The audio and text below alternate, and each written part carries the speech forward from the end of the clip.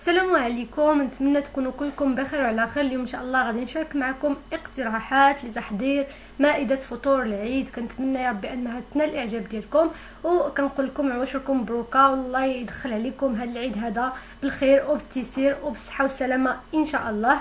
بالنسبه لهاد الاقتراحات اللي غادي نعطيكم اغلبيتها انا سبق لي وحضرت لكم في فيديوهات قبل، غادي نخلي لكم الروابط ديال بعض الوصفات في صندوق الوصف.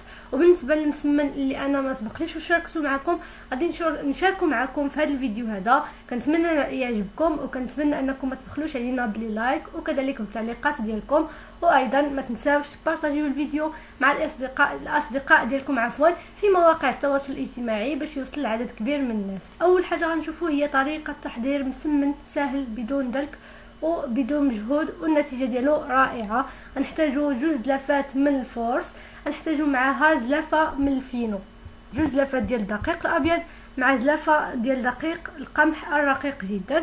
كنضيفوا له ملعقه صغيره من الملح، وكنضيفوا كذلك ملعقه صغيره من السكر. دابا كنضيفوا هذاك الفينو، كنضيفوه للدقيق الابيض مع الملح والسكر، وكنضيفوا عليه ربع ملعقه صغيره من الخميره الكيماويه اللي هي خميره الحلويات. كنخلطوا هاد المواد الجافه جيدا، ومن بعد كنتقلوا باش كنحتاجوا الماء دافئ لجمع العجين، يعني كنبداو نضيفوا الماء تدريجيا. كنصحكم انكم تطلعوا هاد العجينه تكون خفيفه، لاننا ما غندلكوها ما والو. فاش كنكونوا كندلكوها كنبقاو نضيفوا الماء تدريجيا دقه دقه، ولكن دابا بحيث ما غاديش ندلكوها كنطلعوها خفيفه. يعني هانتوما غادي تشوفوا كيفاش دايره. والماء خاصو يكون دافئ وقريب من البروده، ما يكونش سخون.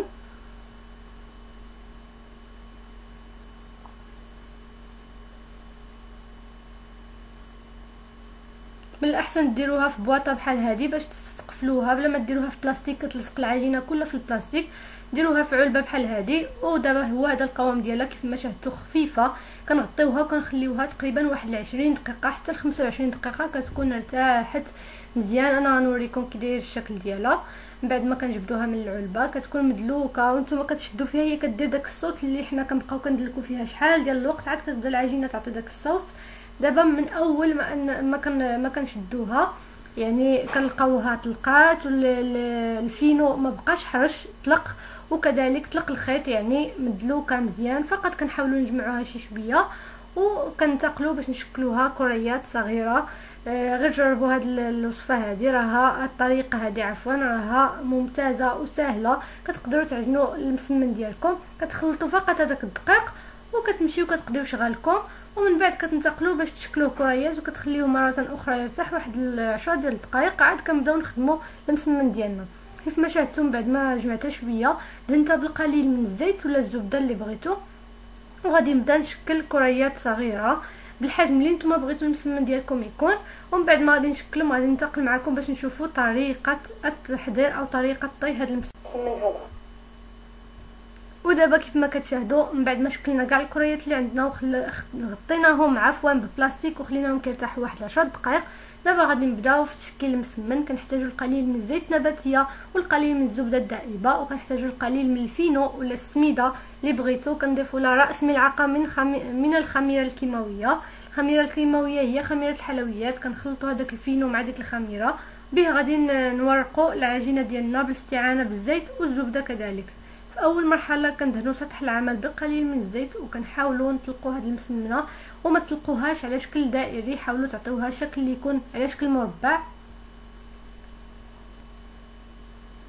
بهذه الطريقه. كيف ما كتشاهدوا راه بسهوله كيتطلق. كيف ما كتشاهدوا السطح ديال العمل كيبان بكل سهوله، ما كيتقطع ما والو. كندهنوا الوجه بالقليل من الزبده وكنرشوه بالقليل من الفينو مع الخميره. كنحاولوا نطويو هاد المسمنه بطريقه عاديه كيف ما كتشاهدوا، وكنقادوا الاطراف جيدا وعاود كنطويو. وكنستعنوا ضروري بالقليل من الفينو، ولكن ما تكثروش بزاف. هذه هي المسمنه ديالنا. غنعاود هاد العمليه معكم مره اخرى. بالنسبه لهكا كنطلقوا المسمن على شكل مربع، كيجينا احسن من اننا نخليو هذا الشكل الدائري. كيجيو المربع مقاد مزيان.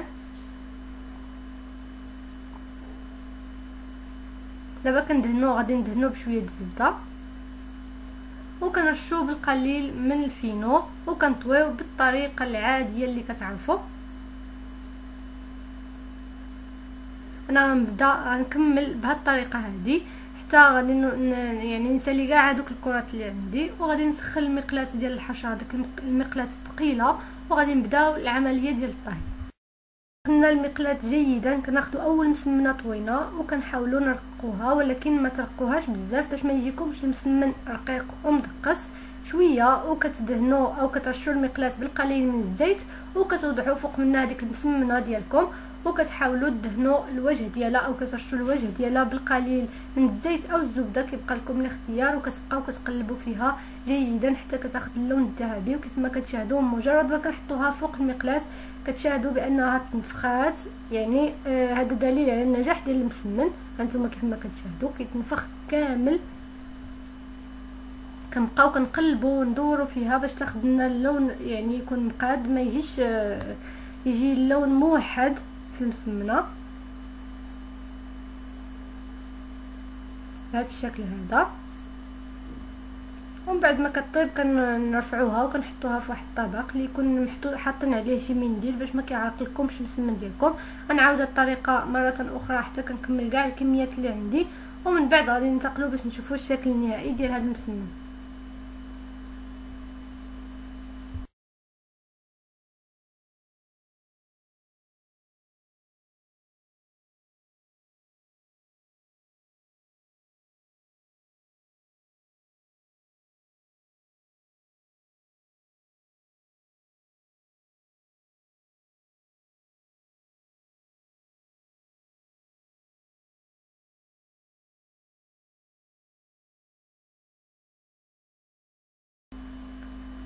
وهذا هو الشكل النهائي ديال المسمن، كيجي مفروق وكيجي مورق وخفيف خفيف بزاف بدون جهد. كنتمنى انه يعجبكم، وكنتمنى ان كاع هاد الاقتراحات اللي قدمت لكم ينالوا الاعجاب ديالكم.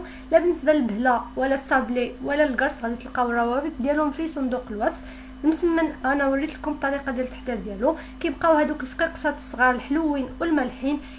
غادي ننزل لكم الوصفه عفوا في المستقبل ان شاء الله. فقط خليو لي الطلب ديالكم في التعليقات الا كنتم مهتمين بهذوك الفقيقسات. كاين مجموعه من الاشكال والانواع اللي انا كنحضر، كنتمنى انكم يعني تجربوها، وغادي نشاركها معكم ان شاء الله. كذلك بالنسبه لي ماكارون فانا خديتهم جاهزين وسلو، غادي نخلي لكم الرابط ديالو كيف ما قلت لكم في صندوق الوصف. كذلك كنتمنى يا ربي ان المائده ديال اليوم نال الاعجاب ديالكم، ويعني تجربوا ولو بعض الوصفات منها. هادو بعض الاقتراحات اللي الانسان كياخذ منها فقط داكشي اللي يعني هو باغي.